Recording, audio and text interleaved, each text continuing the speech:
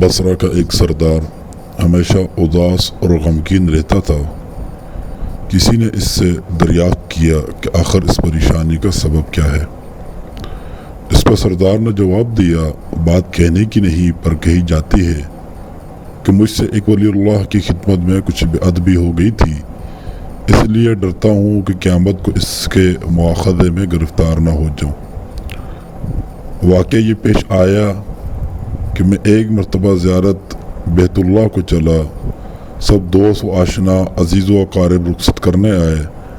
حسب دستور کچھ دور چل کر میں نے سب کو لٹا دیا، مگر ایک شخص زید جو میرے خواص میں سے تھا واپس نہ ہوا۔ اس نے میرا پیچھا نہ چھوڑا۔ مجبور ہو کر میں نے اس کو جھڑک دیا کہ بیت اللہ کے جانا بھی کوئی آسان سمجھا ہے جو پیادہ پاہ چلنے کو تیار ہو گیا۔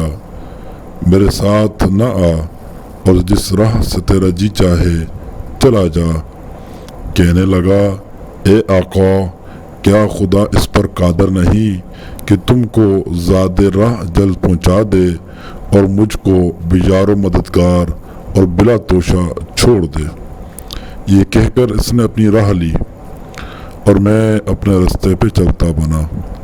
رستہ بھر کہیں وہ مجھ کو نظر نہ آیا، واللہ اعلم کہاں پوشیدہ ہو گیا۔ جب خدا کے فضل سے مناسک حج سے فارغ ہو کر میں مدینہ طیبہ کو چلا تو کیا دیکھتا ہوں، زید آ گیا اور السلام علیکم کہہ کر میرے پاس بیٹھ گیا۔ میں نے حیرت سے پوچھا کہ حج کر کے آیا؟ کہا ہاں۔ پھر میں نے ظرفتاً کہا، حج کی سند بھی ملی؟ تو کہنے لگا، کیسی سند؟ وہ کس کام آتی ہے؟ میں نے کہا، حج کرنے والے کو بیت اللہ میں غیب سے چٹھی ملتی ہے جس پہ لکھا ہوتا ہے فلاں ابن فلاں حج کو آیا تھا، اس کا حج قبول ہو گیا۔ پھر اس سند کے ذریعے قبر اور حشر کے عذاب سے نجات ہوتی ہے۔ یہ سن کر زید روتا چلتا بیت اللہ کو واپس چلا گیا۔ جب میں حضور اقدس صلی اللہ علیہ وسلم کی ادارت سے فارغ ہو کر لوٹا تو میں کیا دیکھتا ہوں، زید پھر آ گیا اور السلام علیکم کے بعد ایک چٹھی میرے سامنے رکھ دی جو ایک نہایت عمدہ ریشمی کپڑے میں سبز خط سے زید کے عذاب قبر اور حشر سے نجات کے لیے لکھی گئی تھی۔ یہ دیکھ کے میرے ہوش اڑ گئے۔ پھر ذرا سکون ہونے پر میں نے معلوم کیا، اے زید، بتا تو اس کی حقیقت کیا ہے؟ آخر یہ دولت بے مثال تجھ کو کس طرح میسر آئی؟ تب اس نے بتایا کہ سنو بھائی، جب میں بیت اللہ پہنچا تو کعبۃ اللہ حاجیوں سے بالکل خالی تھا۔ اس وقت میں نے گڑ گڑا کر زاروں قطار رونا اور چلانا شروع کیا کہ اے مالک دو جہاں، کیا غریب گناہگاروں کا حج بھی قابل قبول نہیں جو مجھ کو حج کی سند نہیں ملی؟ کیا غریبوں کا کعبہ اور صاحب کعبہ اور ہے جو وہاں جا کر سند لاؤں؟ مجھ کو قسم ہے تیرے عزت و جلال کی، جب تک چٹھی نہ پاؤں گا کعبہ سے باہر نہ جاؤں گا اور روتے روتے یہیں مر جاؤں گا۔ اچانک غیب سے آواز آئی، اے زید، نجات کی چٹھی لے اور جا اپنی راہ لے۔ پھر چٹھی میرے ہاتھ میں آ گئی جس کو لے کر میں چلا آیا۔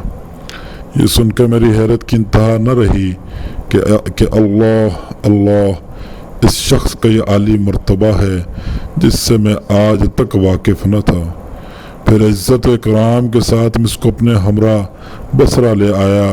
وہ چٹھی نہایت احترام و تعظیم کے ساتھ معطر و معتبر کر کے صندوق میں بند کر دی۔ جب کبھی جی چاہتا تو کمال ادب احترام سے نکال کر اس کی زیارت کر لیتا، چومتا اور آنکھوں سے لگاتا تھا، پھر محفوظ کر دیتا۔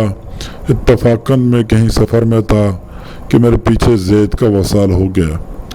جب میں واپس آیا تو اس خبر سے میرے رنج و قلب کی انتہا نہ رہی کہ افسوس میں ایسے ولی کی تجزیہ و تکفین میں بھی شریک نہ ہو سکا۔ پھر اچانک مجھ کو وہ چٹھی یاد آئی جو میرے بکس میں محفوظ تھی۔ اب تو میں اور بھی بے تاب ہو گیا، اپنے اوپر افسوس کرنے لگا کہ سفر کو جاتے وقت میں نے وہ چٹھی زید کو کیوں نہ دی۔ پھر اپنا مہر شدہ صندوق منگا کر دیکھا جو اسی طرح بامہر بند تھا۔ جب میں نے کھولا تو اس میں چٹھی نہ پائی۔ اب تو میرے غم و عالم کا کچھ ٹھکانہ نہ رہا اور ایک حشر کا عالم برپا ہو گیا۔ زاروں قطار رونے لگا اور روتے روتے سو گیا۔ کیا دیکھتا ہوں، طرح طرح کی سجی ہوئی جنت میں زید سر پر ایک تاج رکھے ہوئے زرق برق لباس میں تخت و جواہر پہ جلوہ افروز ہے اور اس کے چاروں طرف حوروں کے جمکٹے ہیں۔ میں نے قریب جا کر سلام کیا تو اس نے کہا، اے آقا اس قدر پریشان کیوں ہو؟ میں نے کہا، مجھے یاد نہیں، وہ چٹھی تو نے مجھے دے دی تھی۔